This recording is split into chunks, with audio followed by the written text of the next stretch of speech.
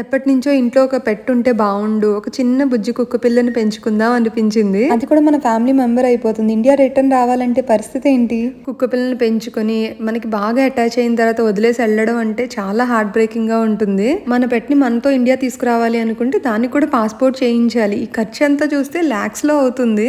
ఇప్పుడు మనం కుక్క పిల్లని తీసుకున్నా గానీ మన ఇంట్లో ఒక చిన్న న్యూ బోర్న్ బేబీ ఉన్నట్టే. దానికి వ్యాక్సినేషన్స్, ఫుడ్, దానికి స్పెషల్ ట్రైనింగ్ ఇప్పించాలి. మన రాత బాగోక అది ఎవరినైనా కొరికింది అనుకోండి, మళ్ళీ దానికి పెద్ద కేసు అవుతుంది. ఇవన్నీ మన వల్ల కాదులే అని చెప్పి పక్కనే పెట్ స్మార్ట్ షాప్ ఉంటే ఫిష్ తీసుకుందామని వచ్చాము. బ్లూ కలర్ లో ఉన్న బీటా ఫిష్ ఒకటి తీసుకున్నాం మేము. ఈ బీటా ఫిష్ కి ప్రాపర్ ఎన్విరాన్మెంట్ లేకపోతే 4 to 5 days లో చనిపోతుందని చెప్పారు. మేము తీసుకున్న ఒక్క ఫిష్ కి 5 లీటర్ ఎక్వేరియం కావాలని చెప్పారు. 1.5 లీటర్ ఎక్వేరియం చూస్తేనే మాకు 8,000 పడింది.